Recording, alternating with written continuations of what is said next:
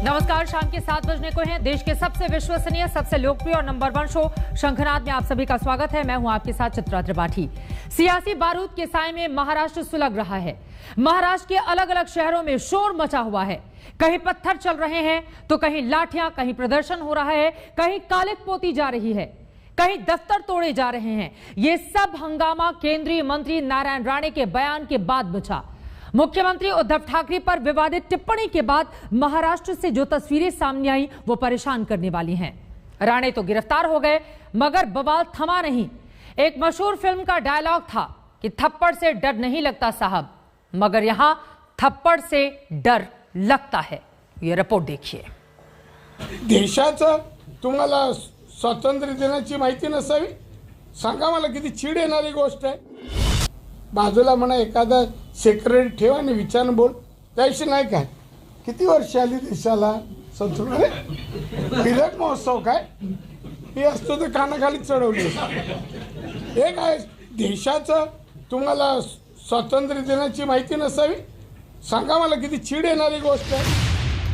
विज्ञान कहता है कि जुबान की लंबाई 10 सेंटीमीटर होती है, लेकिन 10 सेंटीमीटर की जुबान से निकली बात मोहल्ले में आग लगा सकती है, जिले को जला सकती है, सूबे को धधका सकती है और देश में कोहराम मचा सकती है। तो सब मचा है। पुलिस वालों की लाठियां चटक रही हैं, कुछ लोग चिल्ला रहे हैं, कुछ एक दूसरे पर गिरे जा रहे हैं,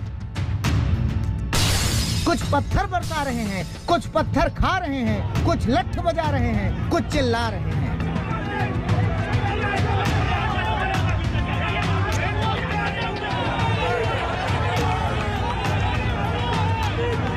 तो भयानक हंगामा बरपा है, कहीं और नहीं, मुंबई के सबसे पॉश जुहू में केंद्रीय मंत्री नारायण राणे के घर के बाहर।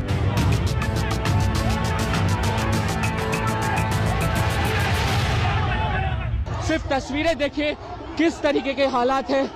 एक दूसरे से मारामारी हो रही है, पत्थरबाजी, और यहाँ एक और बार लाठीचार्ज। वहां पर देखिए और तस्वीरें मैं आपको दिखा दूं, और तस्वीरें बहुत ही वॉयलेंट होता हुआ ये पूरा यहाँ पर जो दृश्य है बहुत ही जबरदस्त। एक दूसरे पर लाठियां फेंकी जा रही थी, एक दूसरे पर पत्थर फेंके जा रहे थे, पत्थर भी लाए गए थे, गाड़ियों में भर भर कर पत्थर लाए गए थे, जो बड़े बड़े रॉड्स है वो लेके आए थे।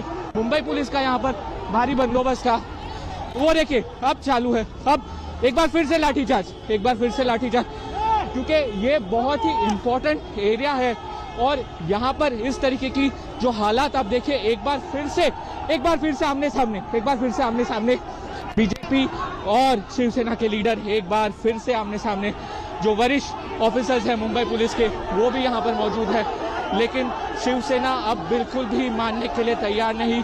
उनका कहना है वो वहां पर नारायण राणे का जो घर है उसके घर के अंदर जाकर तोड़फोड़ जरूर करेगी। नारायण राणे जन आशीर्वाद यात्रा में मुख्यमंत्री उद्धव ठाकरे के खिलाफ जो बोल गए सो बोल गए, लेकिन उनको कहां मालूम था कि उनके बोलने से इतना बखेड़ा हो जाएगा।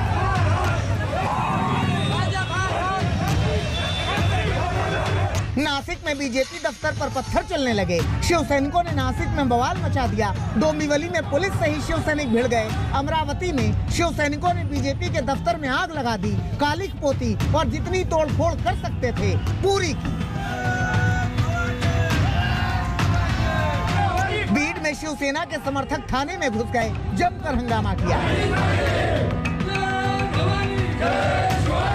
कल्याण में राणे के पोस्टर पर जूते टांग दिए गए, कुछ ने अपशब्द कहे, कुछ ने पोस्टर पर जूते बरसाए, कुछ ने कालिक पोती।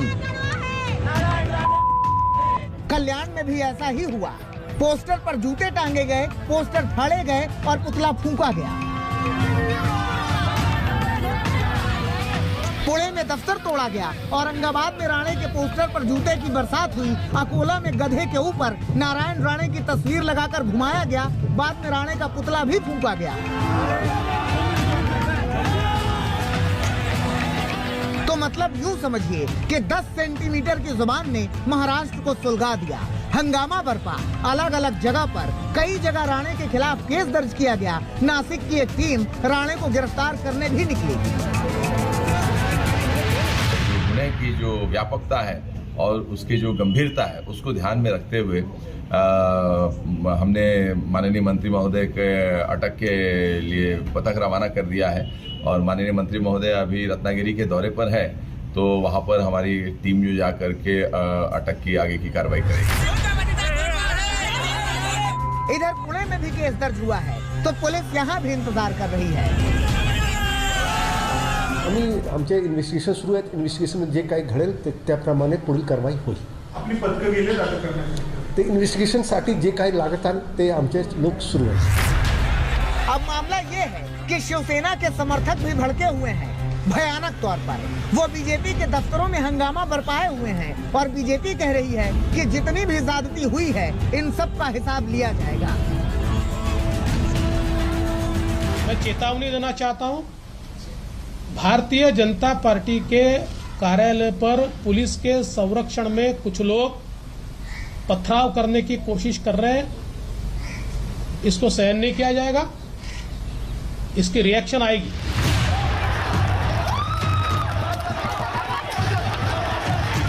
तो कहने का अर्थ ये है कि बीजेपी भी अपनी तैयारी में है। जिस तरह से महाराष्ट्र की सड़कों पर हंगामा बरपा है, अगर इसके जवाब में बीजेपी वाले भी ऐसा ही बवाल कर दें तो हैरानी नहीं होनी चाहिए। तो मान के चलिए कि महाराष्ट्र की पुलिस का काम बढ़ने वाला है और शांति व्यवस्था बनाए रखना उनके लिए सबसे बड़ी चुनौती बनने वाली है। मुंबई से दिव्येश और कल्याण से कमलेश सुतार के साथ आज तक ब्यूरो। नारायण राणे ने सोचा भी नहीं था कि उनके बयान से इतना बड़ा बखेड़ा खड़ा हो जाएगा। राणे बयान देकर अब गिरफ्तार हैं, मगर उनकी गिरफ्तारी के पहले महाराष्ट्र की सियासत सुलग चुकी है। शिवसेना और एनसीपी ने बीजेपी के खिलाफ मोर्चा खोल दिया था। उनकी गिरफ्तारी की मांग हो रही थी और बीजेपी की मुश्किल ये थी कि वो राणे का समर्थन करे या फिर नहीं। आखिरकार बीजेपी ने राणे के बयान का तो समर्थन नहीं किया, मगर कहा कि वो राणे के साथ है।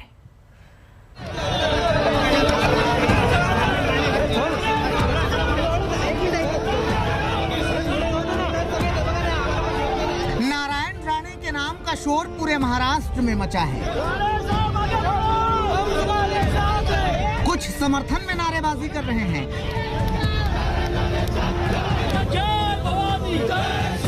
कुछ के कंठ विरोध से कांप रहे हैं,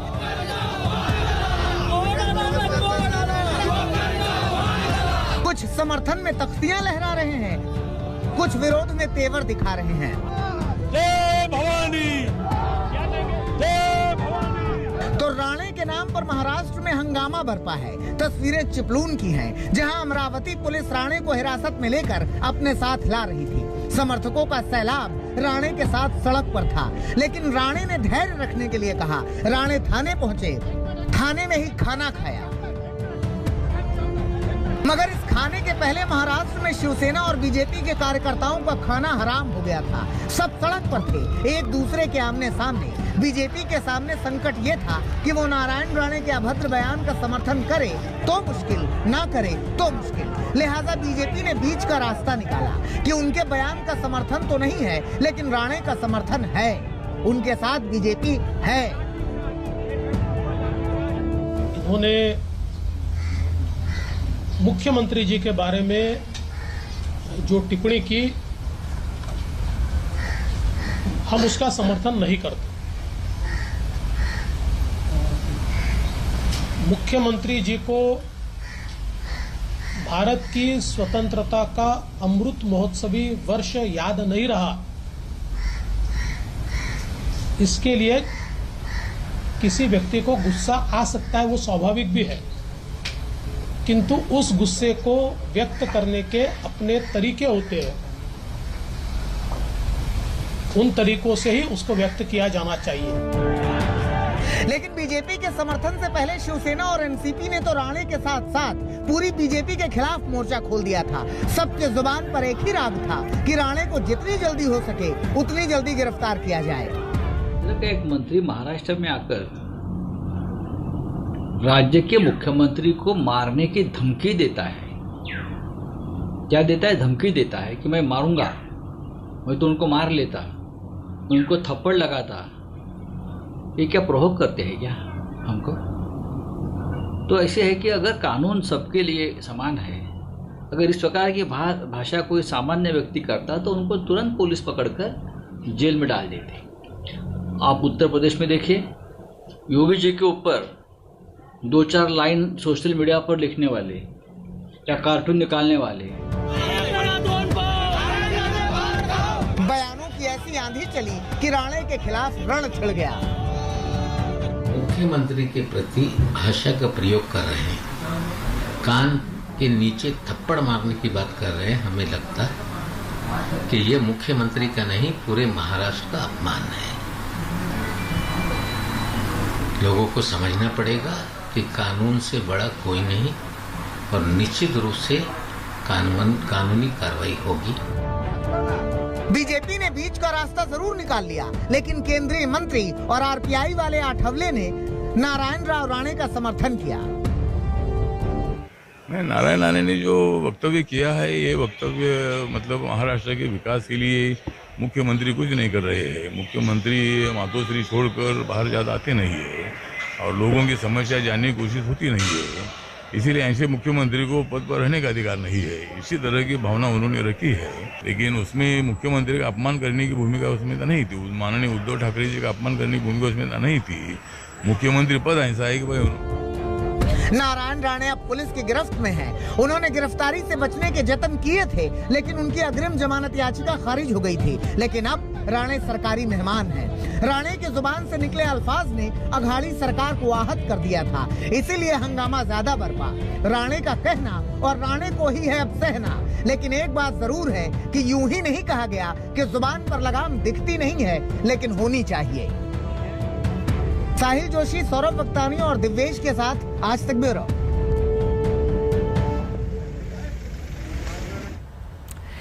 नारायण राणे की गिरफ्तारी के बाद शिवसेना के कार्यकर्ताओं ने जश्न मनाया है और पटाखे फोड़े हैं। तस्वीरें सामने आई हैं, आपको दिखाते हैं।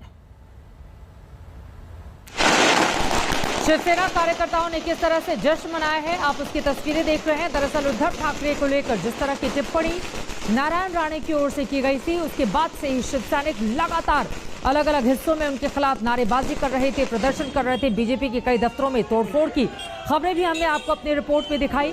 और ये तस्वीरें नारायण राणे को जब गिरफ्तार किया गया, उसके बाद शिवसैनिक बाहर निकले और जमकर उनकी गिरफ्तारी पर जश्न मनाया गया है। नारायण राणे की गिरफ्तारी पर आप देख पा रहे हैं किस तरह से पटाखे फोड़े जा रहे हैं, जमकर मिठाइयां भी बांटी गई हैं वहां पर। तो वहीं दूसरी तरफ भारतीय जनता पार्टी की ओर से इस गिरफ्तारी का विरोध किया जा रहा है। उन्होंने जो मिसयूज किया है, पुलिस का मिसयूज करके, पावर का मिसयूज करके, आज शिवसेना सरकार, ठाकरे सरकार ने जो केंद्रीय मंत्री नारायण राव जी राणे साहब को अटक किया है, ये पूरी तरह नाइंसाफी है, पूरी तरह गलत है और जनता इसका जरूर जवाब देंगी। और हम भारतीय जनता पार्टी के कार्यकर्ता रास्ते पे उतर के इसका जवाब जरूर देंगे। तो अब टकराव बढ़ता हुआ दिखाई दे रहा है। एक तरफ बीजेपी के समर्थक है तो वहीं दूसरी तरफ शिवसैनिक आपको टीवी स्क्रीन पर दिखाई दे रहे हैं। शिवसैनिक जश्न मना रहे हैं तो बीजेपी इस गिरफ्तारी का विरोध कर रही है। गिरफ्तारी के बाद नारायण राणे से आज तक संवाददाता साहिल जोशी ने एक्सक्लूसिव बातचीत की है। सुनिए नारायण राणे की ओर से क्या जवाब मिला है। राणे साहब, ये जो आपको अरेस्ट हुई है और जिसके बाद सरकार की तरफ से अभी तक कोई अधिकृत प्रतिक्रिया नहीं है, वो कह रहे हैं कि आपने जो शब्द का इस्तेमाल किया, आपने कहा कि मुख्यमंत्री को आप कान के नीचे बजाएंगे, उसको लेकर ये गिरफ्तारी हुई। उनका कहना है कि इसके वजह से दो समूहों में तेढ़ निर्माण हो सकती है, कानून सुव्यवस्था की स्थिति पैदा हो सकती है, उसके वजह से ये गिरफ्तारी हुई। क्या कहना है आपका? आपको दिया है झूठी है। मैं कोई उसको अभी थप्पड़ मारूंगा ऐसा नहीं कहा। मैं ऐसा कहा स्वतंत्र दिन की जानकारी हमारे मुख्यमंत्री को नहीं है, तो उस दिन में होता, उस स्वतंत्र दिन के दिन होता तो मैं वही थप्पड़ मारता कि उनको हमारे राष्ट्र की आजादी का तारीख मालूम नहीं, साल मालूम नहीं। उस दिन होता तो अभी मारूंगा ऐसा नहीं कहा। तो इसमें क्राइम नहीं होता। यह है जबरदस्ती मेरे को अरेस्ट किया जा रहा है और जबरदस्ती मेरे को कुछ मेरे जीवन को धोखा निर्माण करने का काम पुलिस लोग कर रहे हैं। 4 FIR आपके खिलाफ हुई है जी। 4 FIR आपके खिलाफ की गई, 4 FIR आपके खिलाफ की गई है। क्या कहेंगे आप? सो करेंगे, उसके हाथ में कानून ये है, सो करेंगे। अरे मगर उसका बच्चा मुख्यमंत्री का, सुशांत के केस में था, दिशा सालियन के था, उसको बचा है ना। क्या केंद्र और राज्य के बीच में संघर्ष शुरू हो जाएगा आपको लगता है इसके बाद में? राज्य क्या संघर्ष हमारे से करेगा, केंद्र से कुछ कर नहीं सकता।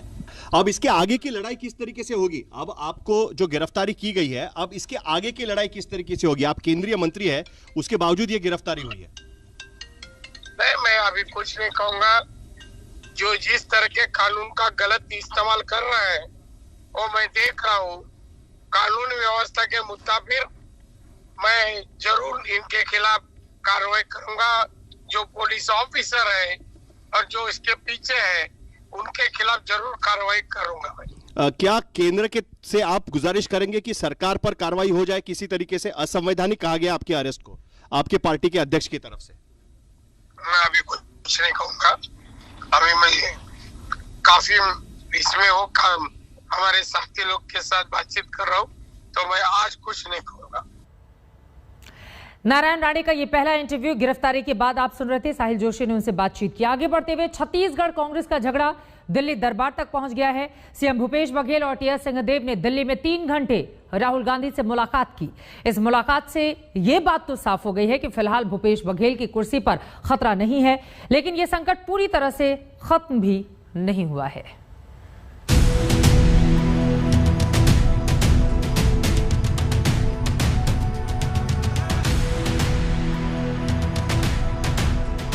अभी एक दिन पहले ही कांग्रेस के तमाम नेता भूपेश बघेल को जन्मदिन की बधाइयां दे रहे थे। हर बधाई संदेश में भूपेश बघेल की सरकार की तारीफ थी और दावा छत्तीसगढ़ के विकास का था। लेकिन 60वें जन्मदिन के ठीक एक दिन बाद राहुल गांधी से भूपेश बघेल की मुलाकात हुई तो सवाल उठने लगा कि क्या छत्तीसगढ़ में कांग्रेस की सत्ता में कुछ अलग ही खिचड़ी पक रही है? क्या टीएस सिंहदेव एक बार फिर भूपेश बघेल की कुर्सी को चुनौती दे रहे हैं? क्योंकि जिस अंदाज में टीएस सिंहदेव अपनी बात कह रहे हैं, उनका इशारा कुछ ऐसा ही है। सब पार्टी के लिए जब काम करते हैं तो सदैव ही टाइम रहता है, और पहले भी था, अभी भी है। दरअसल छत्तीसगढ़ में छिड़ी सत्ता की जंग उस 2.5 साल के फॉर्मूले को लेकर है जिसके तहत अब गद्दी टीएस सिंहदेव के पास होनी चाहिए थी, लेकिन फॉर्मूले पर अमल नहीं हुआ तो कांग्रेस में कलह छिड़ गई। बताया जा रहा है कि 3 घंटे चली मुलाकात में राहुल गांधी ने भूपेश बघेल से नाराजगी जताई है। सबसे ज्यादा नाराजगी कैबिनेट के साथियों के साथ भूपेश बघेल के व्यवहार को लेकर है। हालांकि इस स्थिति के बावजूद भूपेश बघेल की कुर्सी पर फिलहाल खतरा नहीं है। उधर छत्तीसगढ़ कांग्रेस के प्रभारी पीएल पुनिया बघेल और टीएस सिंहदेव को जय वीरू की जोड़ी बताकर विवाद को ज्यादा तूल देने से बच रहे हैं। देखिए, जहाँ तक जोड़ी का सवाल है, भूपेश बघेल जी और टीएस सिंहदेव की, वो बाकायदा बहुत मजबूत जोड़ी है और छत्तीसगढ़ के लिए दोनों अपने हिसाब से काम कर रहे हैं, एक टीम की तरह से काम कर रहे हैं। लेकिन कांग्रेस के भीतर छिड़ी सत्ता की खींचतान को लेकर पार्टी बीजेपी के निशाने पर आ गई है। शाम के 7:30 बजने को है। शंखनाद में एक बार फिर से आप सभी का स्वागत है। मैं हूं आपके साथ चित्रा त्रिपाठी। वाहेगुरु जी की खालसा, वाहेगुरु जी की फतेह, ये नारा आज दिल्ली के अंतर्राष्ट्रीय हवाई अड्डे पर गूंज उठा। जैसे ही अफगानिस्तान से गुरु ग्रंथ साहिब के 3 स्वरूप दिल्ली के एयरपोर्ट से बाहर आए, सैकड़ों सिखों के चेहरे पर खुशी दौड़ पड़ी। गुरु ग्रंथ साहिब को विशेष पालकी में एयरपोर्ट से लाया गया और गुरु अर्जुन सिंह गुरुद्वारे में हुई उनकी स्थापना।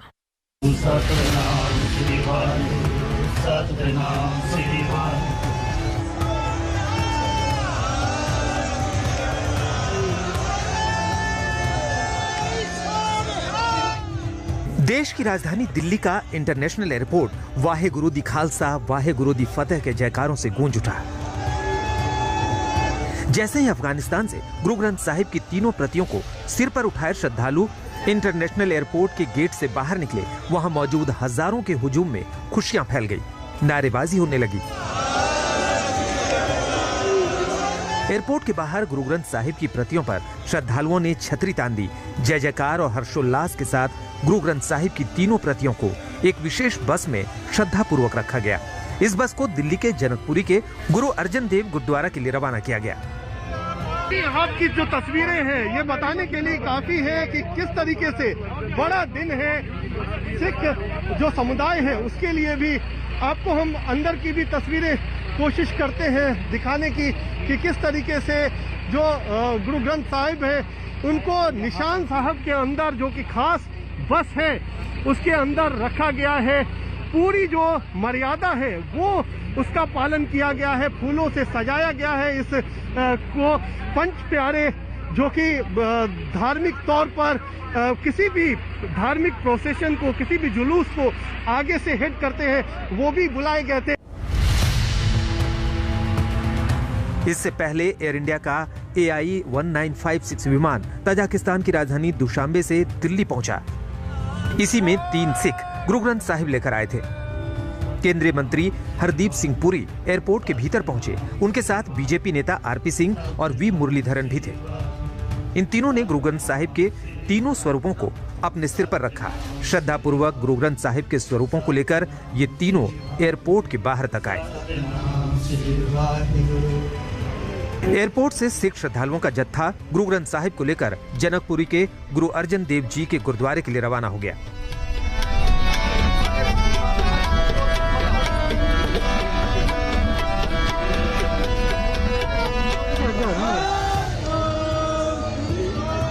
गुरु ग्रंथ साहिब के तीनों स्वरूपों को लेकर सैकड़ों सिख श्रद्धालु गुरुद्वारे पहुंचे।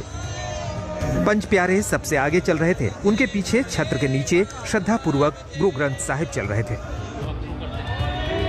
गुरुद्वारे में शबद कीर्तन चल रहा था। श्रद्धालु गुरु की प्रार्थना में डूबे हुए थे। ऐसे ही श्रद्धापूर्ण माहौल में गुरुद्वारे के भीतर गुरु ग्रंथ साहिब के तीनों स्वरूपों को बहुत ही अदब के साथ स्थापित किया गया। आज सुबह ही अफगानिस्तान के काबुल से यहाँ भारत में गुरु ग्रंथ साहब की 3 प्रतियां पहुंची। उसके बाद यहाँ आज दिल्ली के जनकपुरी इस गुरुद्वारे में लाया गया है। आपको दिखाना चाहेंगे कि वो तीनों प्रतियां यहाँ पर पहुंच चुकी हैं और इन तीनों प्रतियों को यहाँ पर रखा गया है। दरअसल अफगानिस्तान में जिस तरीके के हालात हैं, सिचुएशन है, वैसे में इन प्रतियों के साथ अफगानिस्तान के रहने वाले जो सिख हैं वो भारत पहुंचे और अपने साथ इन प्रतियों को लेकर के आए हैं। आज सुबह केंद्रीय मंत्री के जरिए इन तीनों प्रतियों को रिसीव किया गया और उसके बाद इस गुरुद्वारे जो कि जनकपुरी में गुरु अर्जुन देव गुरुद्वारा है, इस गुरुद्वारे में इन तीनों प्रतियों को रखा गया है। ऊपर का जो हिस्सा आपको दिखाना चाहेंगे, यहाँ पर जो पालकी है, इस पालकी में इन तीनों प्रतियों को स्थापित किया जाएगा और उसके बाद यहाँ पूजा पाठ किया जाएगा, साथ ही अरदास की जाएगी। यहाँ आप देख रहे हैं कि दिल्ली और आसपास से जुड़े हुए जो सिख समुदाय से जो लोग हैं वो सारे लोग यहाँ पर पहुँचे हुए हैं और इनकी तरफ से यहाँ पर अरदास की जा रही है। गुरु ग्रंथ साहिब की स्थापना के बाद सिख श्रद्धालुओं के दिलों को जैसे करार आ गया है। ये गुरु ग्रंथ साहिब महाराज जी अफगानिस्तान के काबुल से और जलालाबाद से लाए गए स्वरूप हैं। इनको यहाँ पे जो स्थापित मर्यादा है हमारी, उसके मुताबिक उनको लाया गया। 5 प्यारों के अगुवाई में और गुरु ग्रंथ साहिब महाराज जी को चवर करते हुए, सेवादार कीर्तन करते हुए, उनकी उपमा और वडियाई करते हुए यहाँ तक लेके आए हैं। 2 गुरु ग्रंथ साहिब महाराज जी के स्वरूप विश्राम के लिए अपने स्थान पर चले गए, सुखासन जिसको कहते हैं, और 1 गुरु ग्रंथ साहिब महाराज जी प्रकाश के लिए उनको वो अपने स्थान पर सुशोभित होकर संगतों को दर्शन दीदारे दे रहे हैं। केंद्र सरकार अफगानिस्तान में फंसे हिंदुओं और सिखों को भारत लाने के प्रयासों में जुटी है। जो लोग भारत पहुंचे हैं वो भी केंद्र सरकार को धन्यवाद दे रहे हैं। गुरु ग्रंथ साहिब की 3 प्रतियों के सकुशल भारत आने पर सिखों में खुशियों की लहर दौड़ पड़ी है। देर रात तक पवित्र ग्रंथ की कुछ और प्रतियां भी आ सकती हैं। कुमार कुणाल, अनीशा माथुर और जितेंद्र बहादुर सिंह के साथ आज तक ब्यूरो।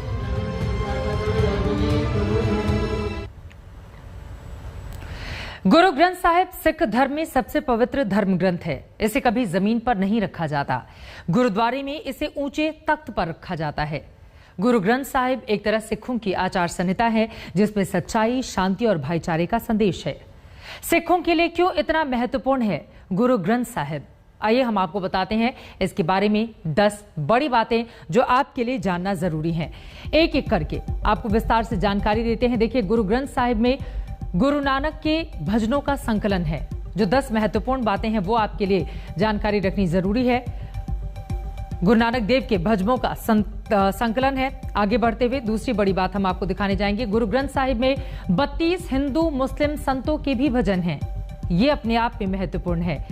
5वें गुरु अर्जन देव ने गुरु ग्रंथ साहिब का संपादन किया था। 27 अगस्त 1604 को अमृतसर के हरमंदिर साहिब में स्थापना की गई थी। 30 अगस्त 1604 को हरमंदिर साहिब में पहला प्रकाश सामने आया था।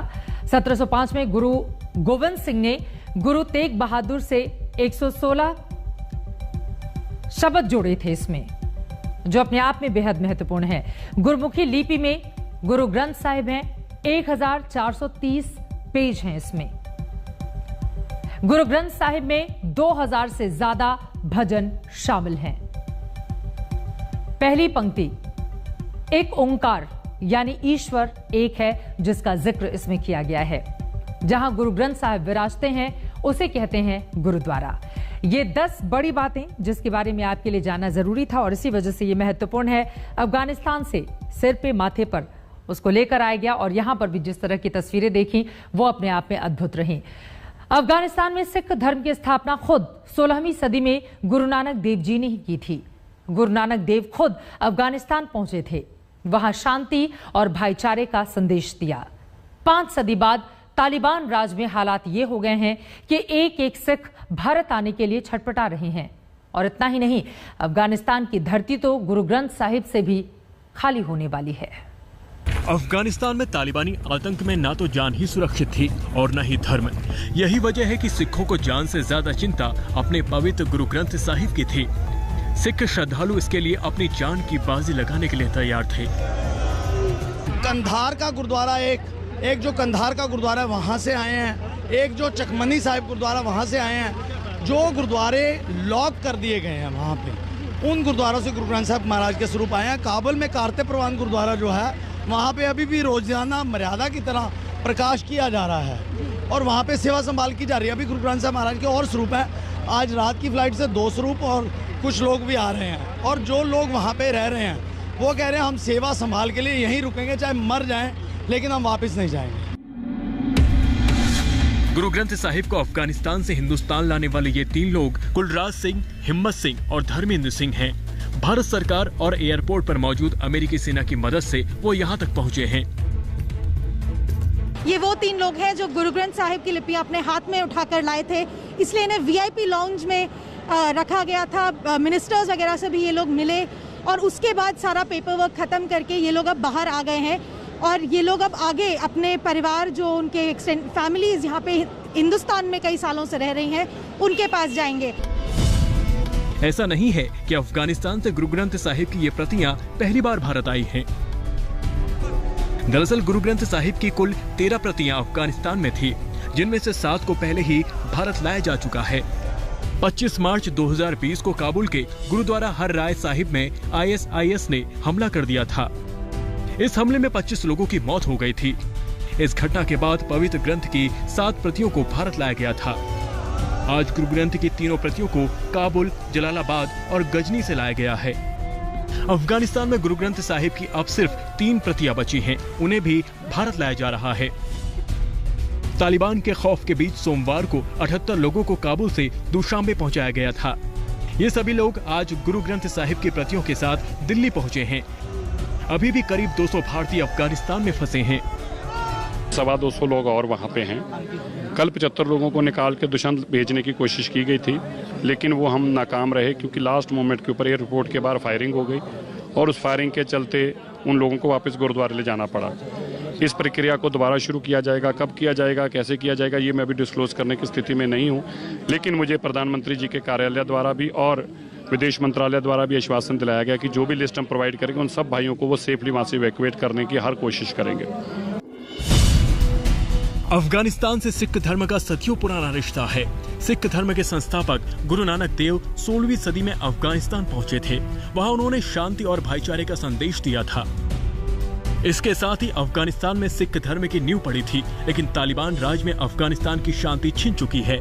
गुरु ग्रंथ साहिब भी अब अफगानिस्तान छोड़ चुके हैं। अनीशा माथुर के साथ जितेंद्र बहादुर सिंह, दिल्ली, आज तक।